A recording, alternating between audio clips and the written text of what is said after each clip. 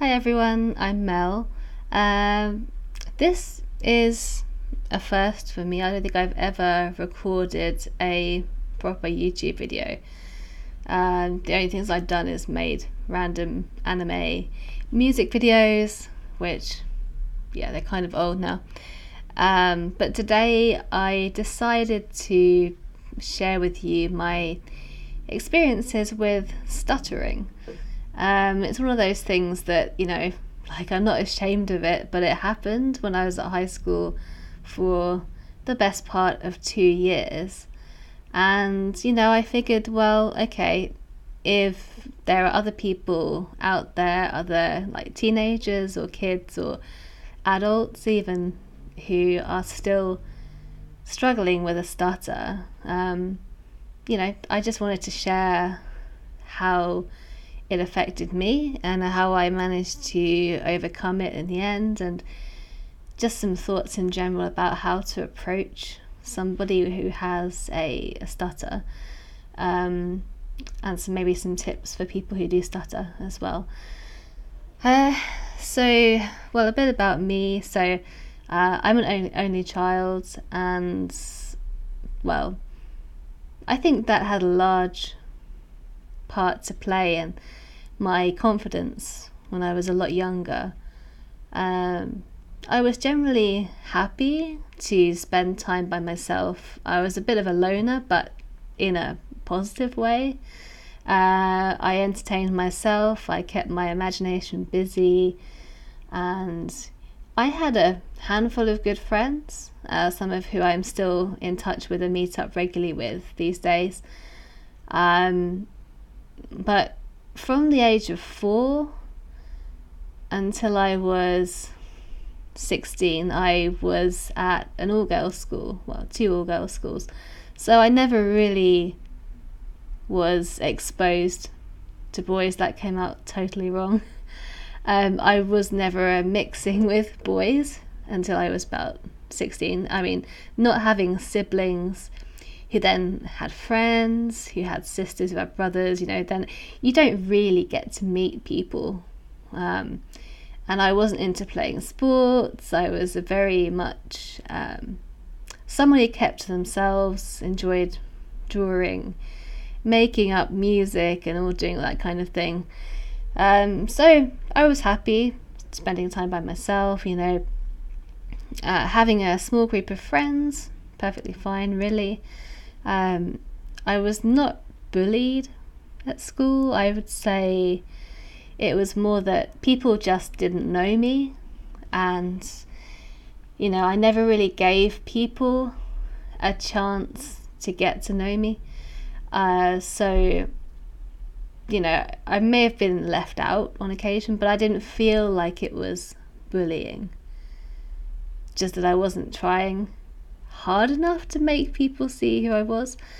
And I think when I got to a certain age, after I was taking my exams in high school, and I was going to switch from one school to another, that's when things started to change for me. So I moved from one boarding school, which was full of nuns. It was a Catholic school. I'm not Catholic. My family is not Catholic. So that was an experience, just being a completely atheist and being in that environment, having to go to chapel, and it was just kind of horrible. I enjoyed the school, I enjoyed the lessons, and the teachers were nice, and it was fine. And I'm not sure what happened when I got into exam mode. It could have been the stress, it could have been anything. At the time, GCSE exams are absolutely terrifying. I look back now and I think, what the hell was that all about? Why do people get so worked up about it? But at the time, you need those exams to move on to the next stage. If you get shit grades, well, that's, you retake the exams or you just don't. So now I look back and think, okay, why was I worrying? But that was probably the start of all the stuttering, and I can't put my finger on the exact time that it started, but I know it was around that time. So I get through the exams, there's the summer holidays, and I go to the new school, which is 4 hours away from home. I'm staying up there, well, for 2 weeks at a time, and I come back every 2 weeks at the weekend to see my parents and my friends.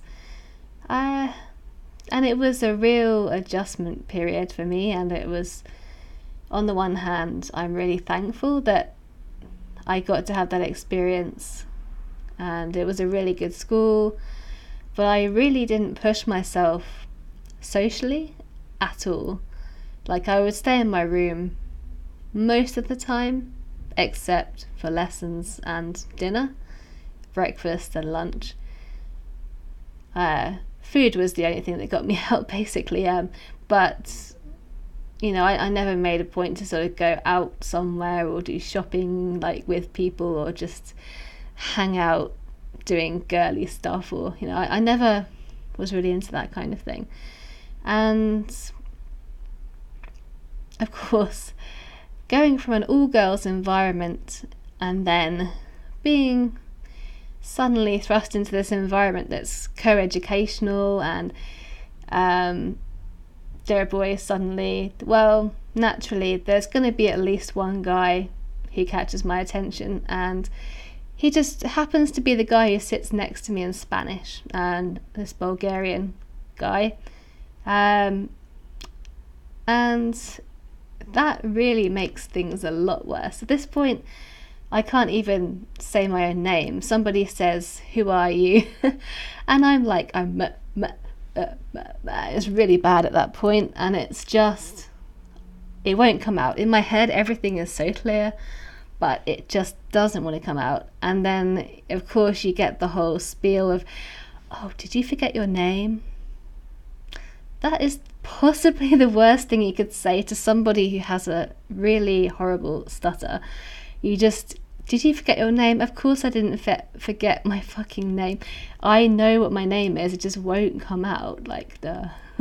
But it was, yeah, the name is the worst thing, and I'm sure anybody who has a stutter, or who has had a stutter in the past, will identify with that. It's the name. Your own name is the worst possible thing to say. Other than that, it's sort of the hard consonant sounds, like S's are really bad. M, and unfortunately my name begins with an M, so that just made it worse. And going back to Mr. Bulgarian guy, who, I don't know what the hell happened to him. I'm sure he's fine. Hi. Well, he was being quite nice to me, and I think, honestly, because he wasn't the type of guy that I would have ever gone for anyway, I think it was one of those, it's a question of, he's being nice to me, maybe I like him. And then, you know, it developed from there, and I just developed this really intense crush on him, and it was ridiculous. And with the stutter, every time he would talk to me, I couldn't really respond without sounding like a broken record, so in the end I just ignored him.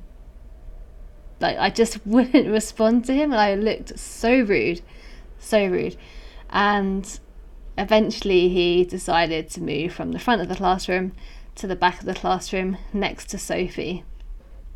Well, whatever, you know, he wasn't somebody that I would have actually dated, because it just wouldn't have happened. It would have been such a mismatch, seriously.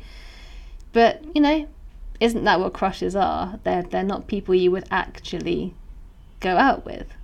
So anyway, that made things worse, and it was just hideous, really. But so in a bid to try and fix my voice, I thought, well, it's obviously a physical problem, there's something wrong with me. I had surgery on my throat, which was actually the ENT doctor's suggestion. Not so much for the stutter. I mean, we thought maybe it would help, but that's a gross misinterpretation of what the surgery was supposed to be. Really, I had a cleft palate, not the type that goes all the way forward and has a split lip, but basically the roof of my mouth was split. So I had a split uvula at the back of my throat. So they sewed that up, and afterwards, well, we assumed my voice would get stronger, but I wasn't having surgery on my lung capacity, so that wasn't really going to happen. But I had that done. Couldn't speak for about 3 days or eat anything, keep fluids down. That was nasty. But after that, when I gone to the new school, I had breathing therapy, to try and increase my lung capacity. I had speech therapy. I tried hypnotherapy. None of it did anything, and especially the hypnotherapy, I listened to myself on a tape recording afterwards, and while I was in a hypnotic state, it was like my voice was 10 times worse than it ever was when I was speaking normally to people. And so yeah, it just wasn't working for me at all. And honestly, I don't know how I managed to stop stuttering. I just did. I think it wasn't that I just woke up one day and I stopped. It just gradually over time faded out. Probably as I gained a bit more confidence, and that's what it boils down to, is just confidence. Also, not really worrying about the stutter, because the more aware you are of the stutter before it's about to happen, and then while it's happening, is the worst possible thing ever. You think about it, and then your brain switches gears and tells you, okay, maybe I don't need to voice my opinion. Maybe this person doesn't need to hear my voice right now, so I'll just stop and I won't say anything. Problem solved. But then not expressing how you feel and not giving an opinion about something feels even worse. You think, oh, I really wanted to speak up then, I really wanted to say something, but now it's too late. They've moved on to another topic of conversation, and it's just, kind of have to balance the two out. And actually, trying to say something is better than not saying anything at all, even at the risk of being made fun of. And I think, stuttering is not a serious, life-threatening illness by any means, but for people who have it and experience that, the effect on their social life and the effect on your own confidence is brutal, really, and it's very, very uncomfortable. I think,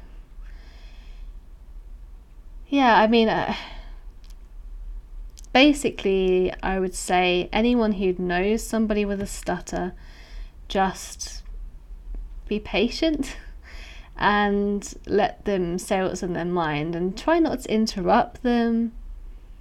And especially don't say, "Did you forget your name?" That is so bad for us. I mean, if you have it, it just feels horrible. And yeah, just try and be patient, and also don't do that thing where kind of dance around and mimic them and try and sound like a broken record yourself. It just sounds weird as well. And it doesn't make the person with a stutter feel any more comfortable. So right now, I don't think I can speak with a stutter. Even if I try to stutter, it's very difficult for me to form that kind of sound. So yeah, but having said that, the only time I stutter now is when I speak Japanese. And it is so infuriating because I know, most of the time, I know the word I'm trying to say. But I'll do this thing where I pause for maybe 10 seconds and then make it look like I'm thinking about the word and like, oh, I just, what is it again? And then it suddenly comes to me, but I already knew it. It was there in my mind, but it didn't come out. So that's the only time that I occasionally stutter now. Also, if I'm making a reservation on the phone, because I generally like to see people face to face, I like to make eye contact with people wherever possible. So, like, Skype calls are good.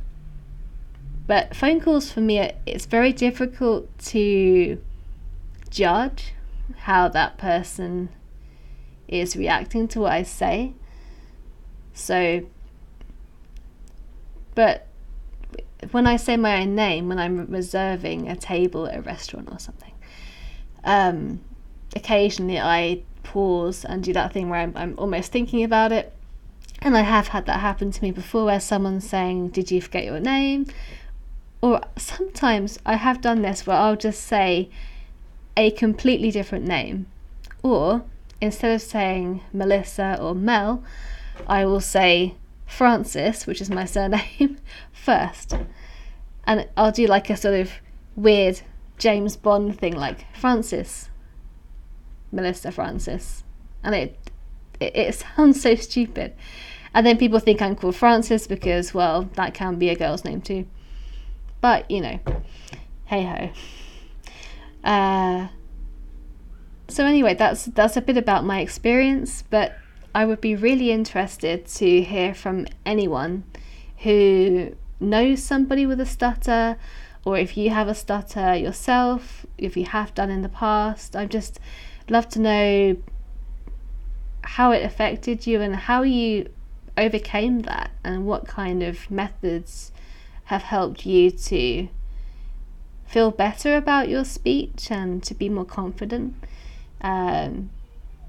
Just leave a comment below and I'll answer all the comments. Thanks, bye.